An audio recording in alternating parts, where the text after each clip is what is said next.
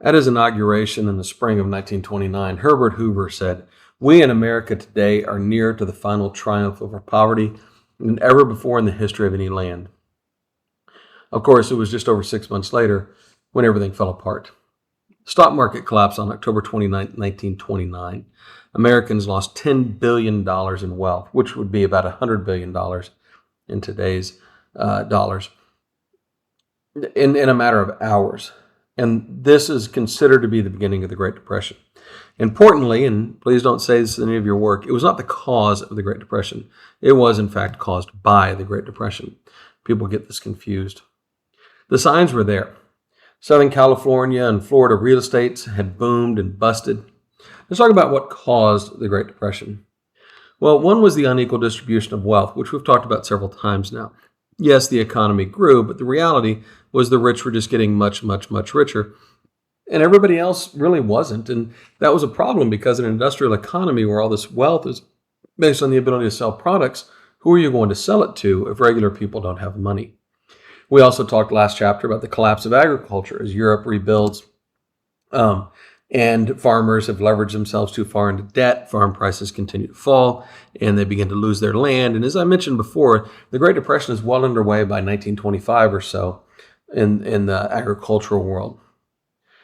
We also have market saturation. Cars were the main driver, as I mentioned, and that market's pretty much saturated. I mean, people who are going to buy a car have bought a car by 1929.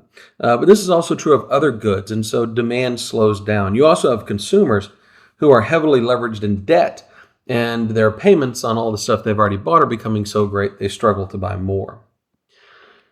Europe's recovery, we already mentioned how that affected the farmers, but it affects all sectors of the U.S. economy. Europeans are simply importing less from the United States, demanding less from us. Of course, European governments are in massive debt, which further hurts the economy. We also refused to negotiate the World War I debt. The European nations had borrowed enormous amounts of money from American banks that they could not pay back. Germany, famously, as many of you I'm sure know, experienced the wildest inflation during this period between the two wars.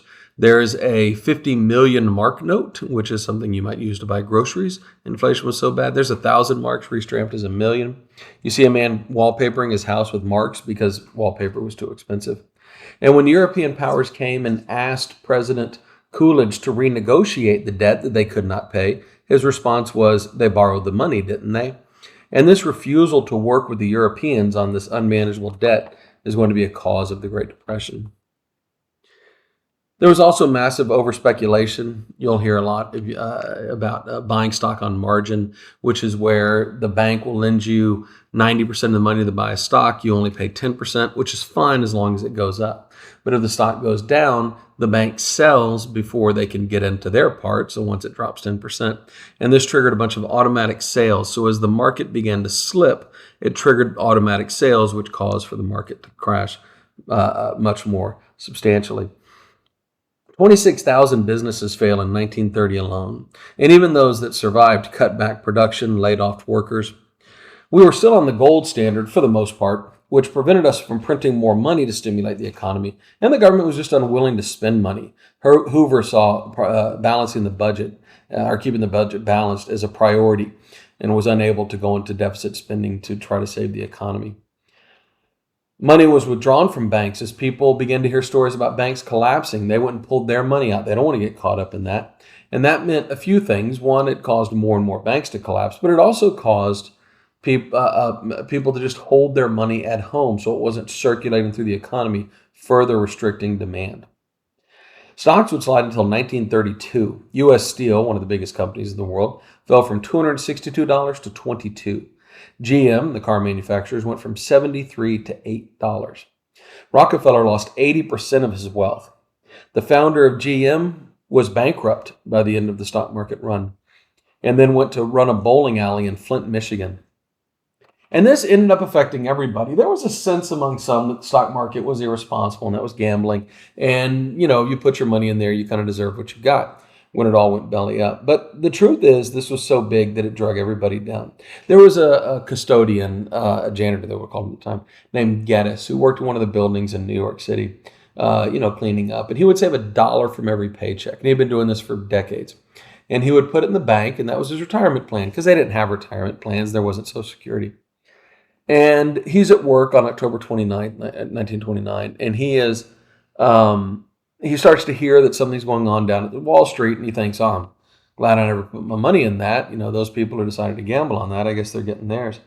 And as the day goes on, he begins to hear more and more dramatic stories.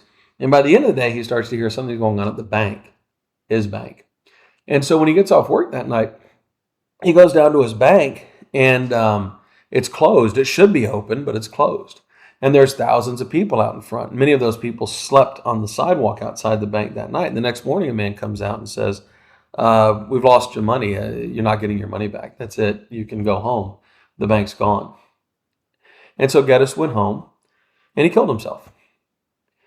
And I tell this story to show how this affected all sorts of people. People who were in no way connected to the world of finance or investment were destroyed by this as well. Between 1929, and 1932, GDP falls by a third. Unemployment gets up to about 25% and remains, for the most part, over 20% during the period of the Great Depression for almost a decade. Wages and hours are cut dramatically. U.S. Steel went from 225 full-time employees to 0. And this is not just an American phenomenon. This happens all over the world. Americans starve to death. They starve to death. If you read William Manchester's The Glory and the Dream, he tells several documented cases where people eat corpses because they have nothing else to eat. These are hard things to imagine here in America, particularly the way we think about ourselves these days. And it was hard for these people who did not think this was possible, but there it was. When they opened up a food line in Detroit for children, 4,000 kids showed up. One historian tells the story about growing up in the Great Depression. She says her dad lost his job, of course, and he would go out and look for work, and he couldn't find work. And she came home from school one day, and she had a little piggy bank, the old ceramic kind that you had to break to get the money out. And her piggy bank was broken, and the money was gone, and she thought, my God, I've been robbed. She's a little girl.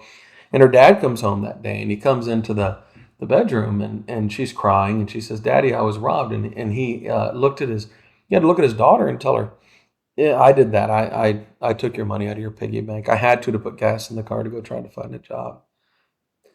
And then she says, and he never did. He died before he ever found work again. I think the right way to think about the Great Depression is this. If you are a parent and you're listening to this, or if you're not a parent, just think who it is in your life you feel responsible for taking care of. I have kids. I feel very responsible for taking care of them. And if you don't have that, who's responsible for taking care of you? Now think about those people. Now imagine if they couldn't take care of you. What that would do to them. Imagine if your parents couldn't feed you. They had to watch you literally starve. That's the sort of psychological damage the Great Depression did. People were homeless and migratory. They lived in Hoovervilles. I'll show you Hooverville in a second. Churches and local government charities were totally overwhelmed. The Chicago mayor called individual people and begged them to pay their taxes. The Soviets put out ads for skilled workers and got 100,000 Americans applying to move to the Soviet Union, not because they were communist, but because they needed work. Americans left the cities, went back to the countryside and tried to farm. But of course, those people had it, if anything, worse than the people in the cities. In 1935, 33 Americans are on farms. This is the high point in American history. But they still starved. Suicide rates hit an all-time high. Birth rates an all-time low. The whole notion of an American way of life became a cruel mockery. The idea of freedom and happiness based on consumption now just felt like a sick joke. Congress launches investigations into corporations, and it largely undoes most of the 1920s pro-business propaganda. And once again, the stock market is revealed to be overwhelmingly rigged. Even the president of the New York Stock Exchange is convicted of robbing a fund for widows and orphans to line his own pockets.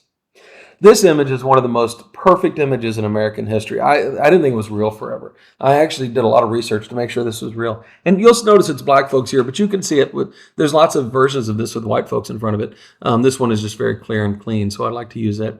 And this is real. This is a billboard from the 1920s just bragging that America has the world's highest standard of living. There's no way like the American way. And this perfect family with their cute dog and their new car. And then all these people waiting, hoping to get some food in front of that sign.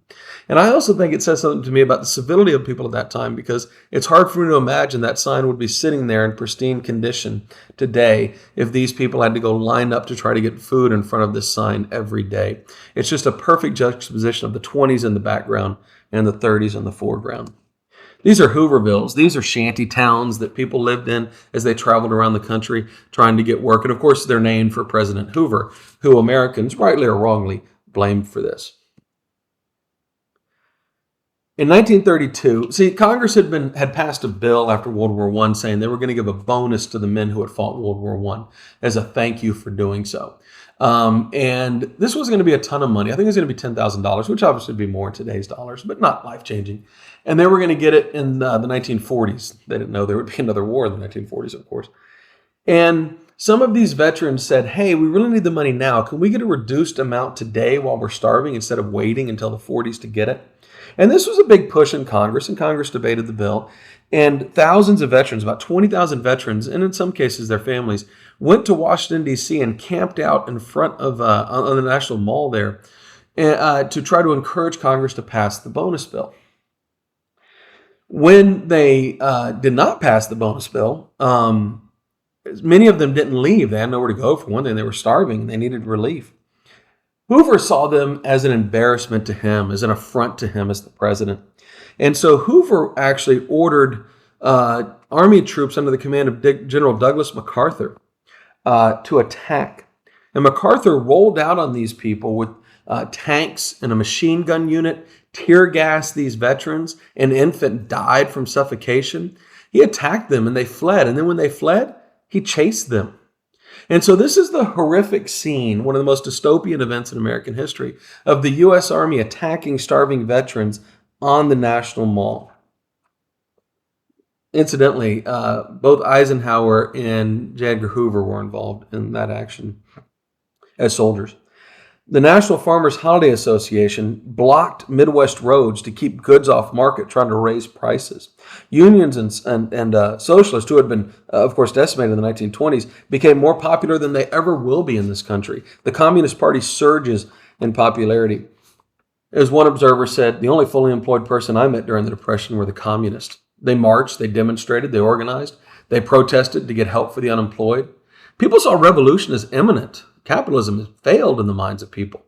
Hoover rejected cuts to the military because he said they would lessen our means of maintaining domestic peace and order. That's right. We couldn't cut military spending, Hoover thought, because we're probably going to have to use it on the American people. Hoover and his Secretary of the Treasury, the incredibly rich Andrew Scaife Mellon, said the Great Depression was just a normal part of capitalism. It was weeding out the lesser firms and assuring the morally virtuous were successful. You might think of Conwell here. They called for individual belt tightening. The answer to our problems is you, the individual. You should just tighten up your budget. Corporations, of course, rejected any idea of aid to the poor, and nobody understood macroeconomics. Particularly, people did not understand the role demand played in the economy. The idea of giving aid to people was considered a moral hazard. It would make the poor lazy if you just gave them food. Hoover quoted Grover Cleveland, "The government should not support the people. Federal aid weakens the sturdiness of our national character." Hoover said voluntary actions by businesses to not cut wages or lay off workers and local charity were the answer. He just asked businesses, please don't cut your workforces. Please don't lower their wages. Of course, that was ridiculous. They did that because that's how economics works. They couldn't make a profit otherwise. He held endless conferences with business leaders and begged them to maintain prices and wages, which they definitely did not do. Hoover would repeatedly give press conferences claiming the tide had turned, the economy was on the road to recovery, and it never was. All of this failed miserably, as you can imagine. Even Fortune magazine attached him for being out of touch when he made the preposterous claim that, quote, no one has starved. Hoover said aid to the poor would be a disservice to them, an insult. He did further limit immigration and deport non-white people, whether they were born in America or not. In fact, we deported 400,000 Mexican nationals and 200,000 American citizens of Mexican descent back to, to Mexico. And then they raised the tariffs. In 1930, the Smoot-Hawley tariff raised tariffs, further reducing demand. Then they raised taxes in 1932 to balance the budget, which further reduced demand. They did approve federal funds to feed livestock, and starving people were enraged. We could pay to feed corporate farmers animals, but not human beings. Of course, 1932 was an election year, and things were getting desperate. Hoover, at the last minute, did try the Reconstruction Finance Corporation, which loaned money to banks, railroads, and other businesses, which apparently was not a moral hazard, but not to regular people, of course. The Federal Home Loan Bank System helped with foreclosures to some extent. After spending 3 years vetoing works projects that would put people back to work, he did approve $2 billion, but only for projects that could potentially turn a profit, mainly building dams because they created electricity, a la the Hoover Dam. The New School in New York City, founded in 1919 with progressive faculty like Dewey and Charles Beard, the great Revolutionary historian, was founded in response to the oppression of World War I. In a 1927 lecture series on freedom in the modern world, economist Walter H. Hamilton said, "The ideal of freedom has become an intellectual instrument for looking backwards. Liberty of contract has been made the be-all and end-all of personal freedom. The domain of business has been defended against control from without in the name of freedom." Educator Horace Callan in the same lecture said, "Sacred dogmas of patriotism and big business dominate education, the press, and public debate." Freedom had come to mean economic enterprise, but no protections for private life or personal conscience. And of course, the Great Depression dramatically undermined this belief in markets and laissez-faire. The 1930s are going to bring new ideas of freedom built on the idea the government is there to help regular people, built on an idea of a pluralist society with civil rights and individual freedom.